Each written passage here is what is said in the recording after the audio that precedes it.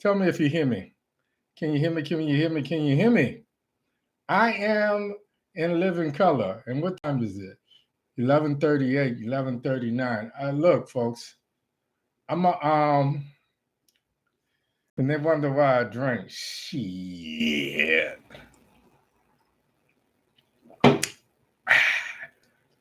That's that's for all of you folks. Since we didn't get to do a drink together, we got that was for you. That was me giving one to you for you so that we could do this. Okay, all right, we good. I'm good everywhere. Let me go ahead and get started. Running a little behind because of technical difficulties. I don't want to say nothing about the weather because as soon as I say that, the weather will change. I want to say good evening and welcome to the show. Thank you for spending your Thursday nights with me. As always, I tell you, I'm truly grateful. I'm truly humble that you choose all of the things you could be doing. You choose to be here with me on a Thursday night. So my name is Saint Batiste. The name of my show is called Omit da Logic. This shit makes no sense. But I got something to say. I'm your host tonight, and tonight the voices in my head are proud and honored to say I served. So I decided I wear my little Marine Corps shirt and my dog tags in honor of those that came before me, in honor of those who gave the ultimate sacrifice, in honor of those who look whole but really have some issues. Um, so if you served, I salute you. If you served, I won't say thank you for service. I'll say thank you for your sacrifice. The one thing that I will admit to is the trajectory of my life was seriously amended as a result of my service in the Marine Corps. Um, and because of that, let me just say I have mixed emotions. Every year since 1979, I've had to share my birthday with every man and every woman who stepped off the bus. And the first command I heard was, "Get on the yellow footprints, get on, move it, move it, move it, move it." Yeah, that's what we hear. For me, I got to San Diego Marine Corps Depot, Recruit Depot, MCRD, at about 2 o'clock in the morning. I had this huge afro, and I have flew to San Diego from New Orleans, and I was like, good. Oh man, the airport is just around the corner from the Marine Corps Recruit Depot. But I was like, yo, the place looked like it's sleep. So yeah, maybe they're just gonna give a brother a bed tonight. I get to keep my afro for one more day. No, au contraire, mon cher. Soon as the bus pulls up, some lights come on, these DIs come running out, and they squared away like it's 3 o'clock in the afternoon, and they're screaming, get off the bus, get off the bus, get on the yellow footprint. So there's like 20-something yellow footprints in a formation right there in front of the receiving barracks. So they're screaming for you to take a position, stand on these yellow footprints, and this is how you start your Marine Corps career. Within all of 5 minutes after standing on yellow footprints, they count off a platoon and they move you in, and you stand in line and you start going through this assembly line where you take off your shit, you put on their shit, and my man whacked off my afro and about when he saw me, he smiled. Come on, you next. I was like, wow. And I looked down and there was my afro laying on it. I was like, no cancer patient, nothing, man. It just swept my hair up and threw that shit away. And I was like, man, you know how long it took me to grow this? Do you know? So with that being said, man, every year since 1979, I've had to share my birthday with every man and every woman that stepped off the bus and heard that get off the bus, get on the yellow footprints. Since 1979, I've had to share my birthday with every man and every woman who sang from the halls of Montezuma to the shores of Tripoli. Now, I know you guys have heard the Marine Corps hymn, and the Marine Corps hymn is so famous. Most people know more of the words to the Marine Corps hymn than the Navy hymn or the Air Force. And they couldn't even tell you what they are. But from the halls of Montezuma signifies the Mexican-American War, the first one. So this was back in 47 or something like this. So the halls of Montezuma had to do with, and I can't think of the name of it right now. I can't think of it, but it was down fighting towards the Aztecs. This was this area that the Aztecs had cut off, built. And if you think about that Mexican peninsula, that Yucatan Peninsula, when you look at all of that, you see the stairs are this big. So imagine us fighting down there. The shores of Tripoli signifies the first Barbary War. Back then, the Marines were called leathernecks because they actually fought from ships, and they fought with sabers, swords, and they wore these protective neck collars made of leather, because one of the killing blows with the saber was to hit someone across the neck, thereby severing either the carotid or the jugular vein, and they would die of hemorrhagic blood failure, blood loss. So you'll hear, to Marines, you hear names like Leatherneck, Devil Dog, et cetera, and all of them have a specific meaning. So every year since 1979, I've had to share my birthday with every man and every woman who are referred to as the few, the proud, the Marines.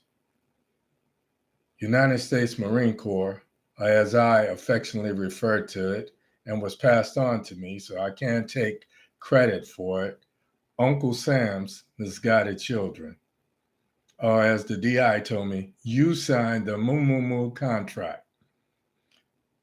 Meanwhile, as I turned 62 years young, Congress has finally passed this so-called bipartisan infrastructure bill. And all of the Dems were not on board. AOC and some of her comrades, they call themselves, and I keep using this term, so-called progressives. They're sulking. I was angry last week, and I went off the rails faster than a runaway train, and I was angry because I said that it was going to cost us at the polls. And when I saw what happened in not only Virginia, when I saw blue states turning red, when I saw purple states turning red, it pissed me off, because we the people, we did our part. We worked extremely hard during the year of the pandemic to get Joe Biden and so many others to turn both the House of Representatives and the U.S. Senate supposedly blue. But we've got these renegades that want to call themselves something other than Democrats. And before I go off the rails, I'm going to stop it right there. I'm going to talk about it for just a quick minute, but I want to move on. I was angry last week. I ran off the rails. And when I went back to watch my recap, I was laughing at myself, because I understand that my passion is a double-edged sword. My passion is both an asset and a liability, but so be it. Tonight, we're going to talk about two things. One thing I call too little, too late, because by passing the bill, they're trying to get on board, but it cost us. It refers to the Dems having bruised egos, them doing things, these renegades doing things for financial gain, personal financial gain, and personal ambitions. After I talk about that, I want to give homage to those of us who answered a call. And as a result of answering the call, we are forever changed. This being Veterans Day, I want to dedicate tonight's show to the men and women who put their personal safety aside, who put their family obligations aside, who put their fears aside to protect the nation that we call America, so-called land of the free and home of the brave. Tonight's show is called Thank You for Your Sacrifice. I'm Hank Batiste. Let's omit the logic. I got something to say. This shit makes no sense. This shit makes no sense. I say too little, too late. And the two that started all of this, because what Manchin did was he started this landslide. If he could do it, then others would do it. So these two were too late and out of touch. And as a result, it caused us some political clout. I said last November that starting in January, Biden would have about 10 months to get his programs pushed through Congress before all of these neophytes, these freshman congressmen, started to show their behinds because they went into office naming themselves something other than Democrats. So in essence, it wasn't the Republicans or the Trump-publicans that beat us in Virginia and other states. It was the Dems themselves. And as a result, America has and will suffer. I predicted that Nancy Pelosi and Chuck Schumer didn't have the leadership skills necessary to carouse these people and get them on to be of one accord. And I hate that I was right. I bring this up because this whole infrastructure bill, this whole Build Back America package that they're talking about, and whether it's 3 million, 3 trillion, or 100 trillion gazillion, folks, this is spread over 10 years. As it was originally written, the cost would have been passed on to the richest 1%. Truly less than 1%. Imagine if there are 400 people in America who could pay off $1 trillion bill by their damn self. It tells you that they are not paying enough taxes. Plain and simple. I bring this up because the three things that pisses me off, we're still not holding that richest 1%. And I wanted to see it expanded to the richest 3%. I wanted to see them held accountable and make them pay their fair share. Because I know as soon as I start making money, they took 30% from me. It put me in a tax bracket where I was automatically paying 30%. So every dollar that I made, I only made 60 cents. Then we had to take FICA and these other things out. Social Security, state taxes, insurance. So that 60% turns into probably 47%. So my take-home pay barely took me home and barely made it possible for me to take care of my family. So I, like so many others, a poor call at other hospitals and what have you. So when I think of these people who are so rich that all they have to do is sit back and watch residual income, more money, more money, more money. Meanwhile, no taxes, no taxes, no taxes. They've got so much leftover money that they can build rockets to go to the moon. I promised myself I wasn't going to cuss, but fuck out of here with that bullshit. So, with that being said,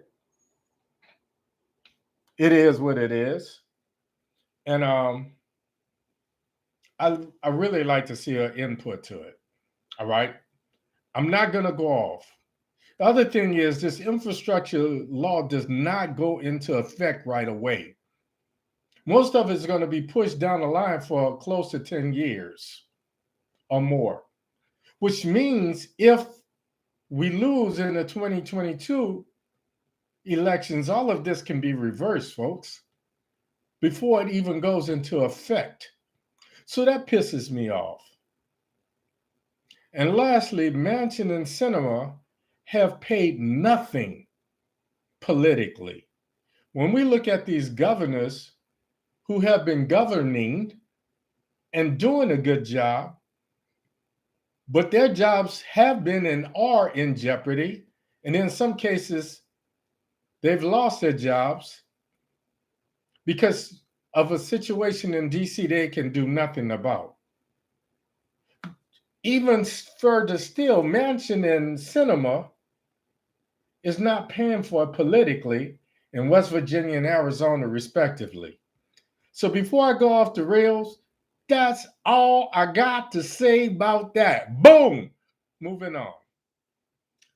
Let's talk about something I really like to talk about. Let's talk about sacrifice versus service. Thank you for your service. Thank you for your service. Thank you for your service. Thank you for your service. Thank you for your service. Thank you for your service. Personally, I hate that phrase. Thank you for your service sounds so condescending. It sounds so contrite. It sounds so patronizing. It's like hearing, welcome to Wendy's. Meanwhile, they're walking away from the register. Unfortunately, when someone finds out you are a veteran, they see dollar signs. And you have every con artist from Maine to Mexico trying to find a way to take whatever they could take from you. I thought I had it bad, but this past week I was in Walmart, and if you know me, folks, I'm a Lone Ranger. I've always been a Lone Ranger. You know, I've been a bit of a chameleon in that I've been able to hang with the jocks and the musicians and the nerds and the thises and the that's and the artists. So I've been able to move freely through these different cliques, if you will. But I've never been one to follow. So I don't play well with others. The one thing that I did do was become a Marine. And as a result of that, when I see somebody with the uniform, when I see somebody with the t-shirt or the hat or the tattoo or whatever, let me. That's my devil dog right there. I got this in Oceanside, California, the week after I got out of boot camp. No, matter of fact, I think I got it before I got on the airplane. I was waiting for I was waiting for my flight, and I got this tattoo that night. Then I got this one, and I only got 2 tattoos because back in the day, when I was in the Marine Corps, you could not have a tattoo anywhere where it could be seen while you were in uniform. So things have changed, yes, very much so. Uncle Samson's guided children. You signed the contract. Okay. I met this Black Vietnam era veteran, and he had on a Marine Corps cap. And here's the conflict. Here's the contradiction. Folks are proud to say that they serve, but they feel some kind of way about how they were treated. In no group is this more magnified than the Vietnam area vets. Simply because, and let me just say this, when the Vietnam vet, doing some things here, being proactive, trying to make sure that my, when the Vietnam vet came back, Vietnam was the first time that we actually got to see the atrocities of war, to see the casualties of war. And it happened at 6 o'clock when we sat down to dinner. It was delivered to us by a man by the name of Walter Cronkite, and he just gave us the facts. So we saw napalm being dropped on these Vietnamese villages. We saw these little girls and these little boys who had become snipers and who had been killing U.S. servicemen. But that part was not portrayed. The story that was portrayed by those people who opposed the war was the fact that in order to save others' lives, we had to kill these children. Because a bullet don't care who's shooting it. A gun don't care who carries it. The gun doesn't kill, it's the person that's holding the gun that kills.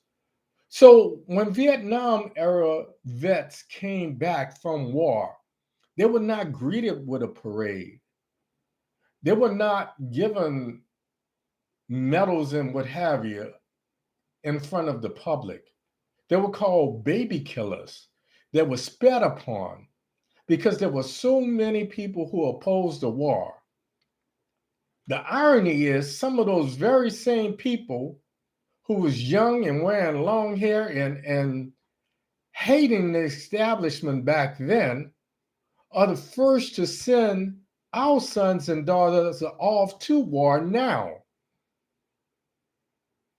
And many of them never served. Many of them have no skin in the game.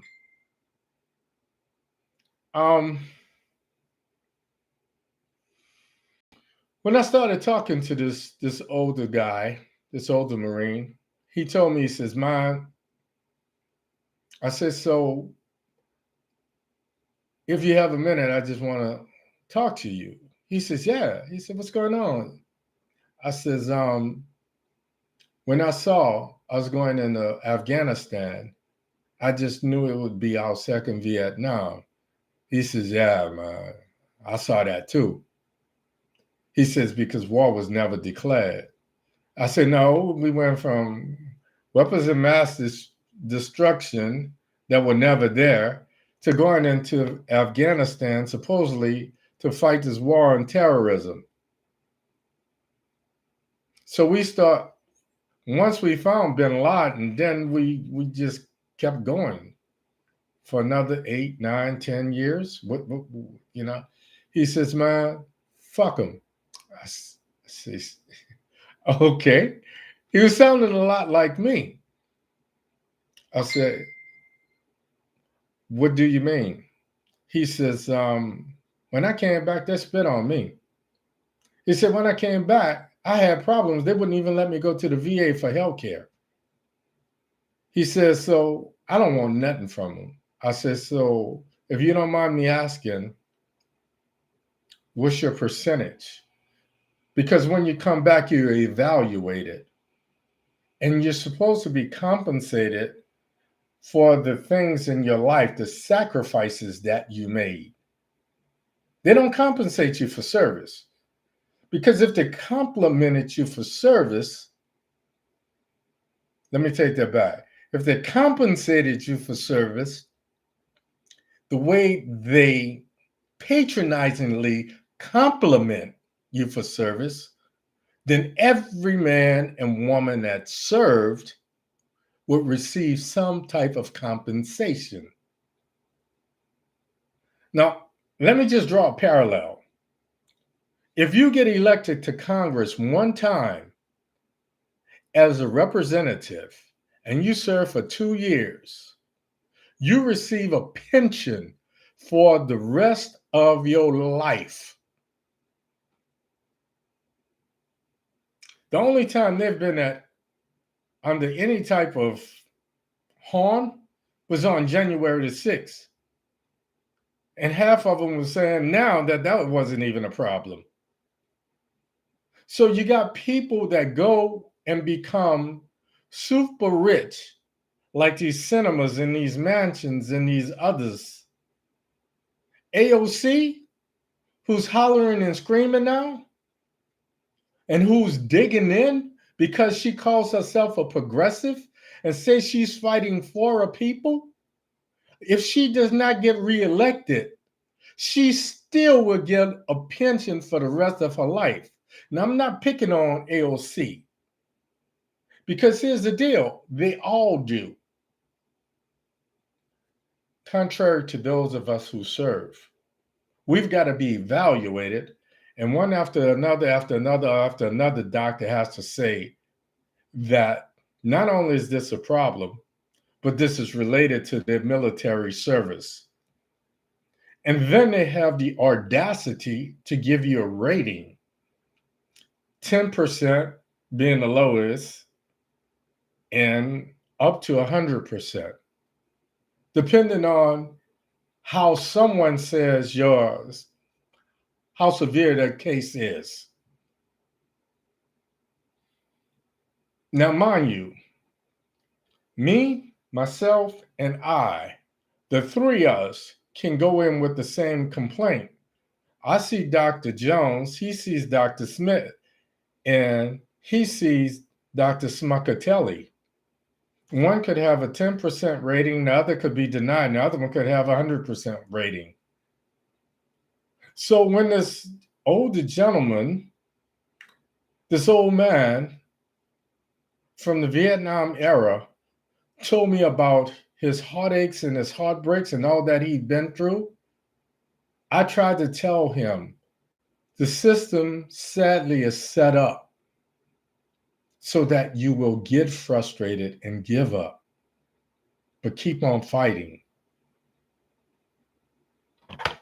He said, fuck it. Fuck it, fuck them. I don't want nothing from them. He says, I retired from the railroads and my pension is enough.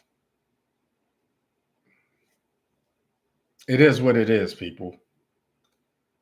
These guys, and yet and still. The other insult to injury is this. We have people that we have brought here.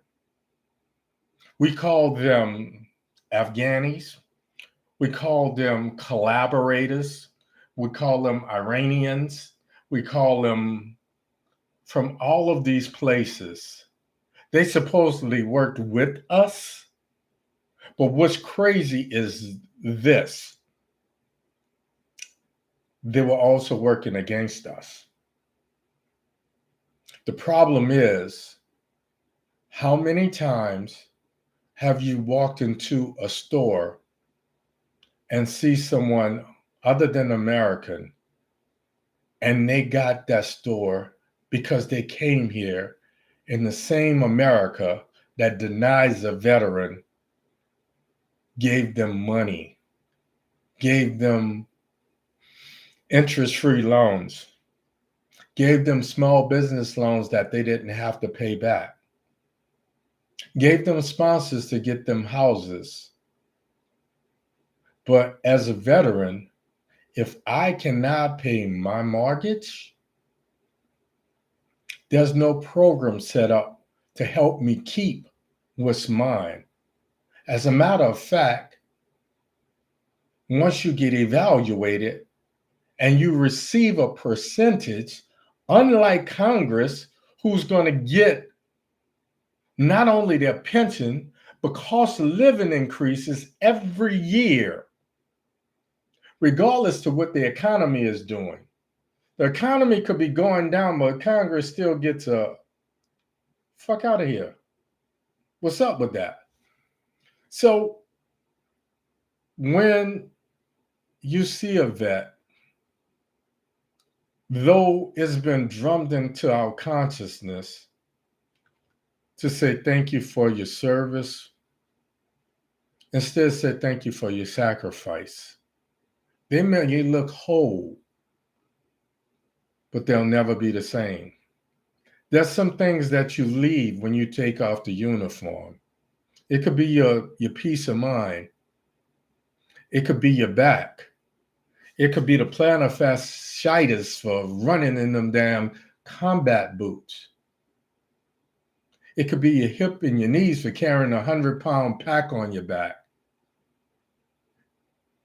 It could be the family that you left behind to protect the freedoms that so many take for granted. So they are forever estranged from those family units because some of those relationships are irreparable and irreplaceable. So when you see a vet, instead of saying, "Welcome to Wendy's," or "I'm sorry, thank you for your service," say, "Thank you, I appreciate your sacrifice." Because we come back never the same. Last thing I'm going to talk about is how they've kind of done some of these things. The VA under the Trump administration versus Obama. Obama tried to end veteran homelessness. Some of these people have been so changed that they feel more comfortable out there than trying to reintegrate in society. So Obama tried to put an end to that. He came up with programs to push the homeless to the front of the line. Trump, on the other hand, he insulted people who serve. He said they were dumb. That's what they signed up for. The young man down in Florida who was killed in the line of duty on the battlefield. Well, that's what he signed up for. That's what he told the widow. Those kids are going to have to grow up without a dad. And the president of the United States says, "My kids will never go. So I could give a about them." He insulted POWs. Obama extended services so that if you had to wait over 30 days, you could go to an outside service provider. Trump ended that program and he came up with his own. And he made it harder to see a doctor to begin with. So sometimes when you see a nurse practitioner or a PA, it has to be signed off by the doctor. So you think you're smooth sailing and you think you're going to have this test. And then 2 weeks later, the test is canceled. Trump had the audacity to say that traumatic brain injury. Now let's look at this for a minute. We got people that play football and they tried to cut down on the head-to-head helmet collisions. When you're in combat, when you're even playing military war games, you're wearing a helmet that's supposed to protect you. But any shot that the head takes, it shakes the brain. And you start to have like little strokes. That's what TBI is. First, it starts to manifest itself as headaches. Then you start having some repetitive issues. Then you might start having some memory loss. Once upon a time, if anybody went to school with me will tell you, I never carried a book home. I had a photographic memory. So I could remember that. We the people in order to form a more perfect union, and 7 years ago, if parallel lines cut by transverse or alternating angles are congruent, and I could recite that shit like the Pledge of Allegiance. I don't have it anymore. When I went to college, years after coming out of the military, the first thing I noticed is my reading comprehension skills had gone down. But I didn't understand what was happening. So, without going off on a tangent, I just want to say this to every man, to every woman. I'm going to make this short. Tonight is about you. I am you, you are me. And when I see someone, when I see a 23 or 25-year-old who's a double amputee, when I see someone with they come with a backpack full of medicine, and they're taking Seconal and all of these mind altering psychotropic drugs just so that they could sleep through the night, to dull that repetitive dream that you have over and over and over and over and over again. Mind you, I did not go to war, but I spent 3.5 years under the threat of going. And the only thing that's worse than going to war and getting the shit over with is your mama telling you she's going to whip you. And instead of coming in a room and giving you that whipping, she psychologically makes it hard for you to relax because you don't know when the whipping is coming, how severe the whipping is going to be, et cetera, et cetera, et cetera, et cetera. So imagine going through that, the threat of losing your life, my son was 18 months old. I was going in the Air Force first. I was going in the Air Force. When I was in high school, people would tell you, I had all of these nicknames, but one of them was Sir Enrique Batista Esquire. Esquire. I wanted to become a doctor and a lawyer. American Foundation of Negroes Affairs took us into a program for those that were contemplating med school. And then I was doing all of this other stuff. So I had this roadmap laid out. The Air Force was taking too long to bring me in because of the occupational specialty that I wanted. So when I found out I was born on the Marine Corps' birthday, I took it as an omen. So now every year I share my birthday with every man and every woman who says my first general order is to quit my post only when properly relieved. With every man and every woman who says to walk my post in a military manner, keeping always on alert and observing everything that takes place within sight or hearing, sir. So to every veteran, to every man that's worn a uniform, to every woman who's worn a uniform, and here's the thing that's really crazy. Before a woman can go anywhere, before a woman can deploy, she has to sign over her parental rights to someone. Usually it's to a parent who's going to take custody of the kids just in case something happens to her. And then when she comes back, she gets her parental rights back. So think about that. The next time you see a man or a woman, if they're wearing dog tags, if they're wearing a shirt that says United States Air Force, United States Army, United States Navy, United States Coast Guard, United States Marine Corps, look at them and say, thank you. I appreciate your sacrifice.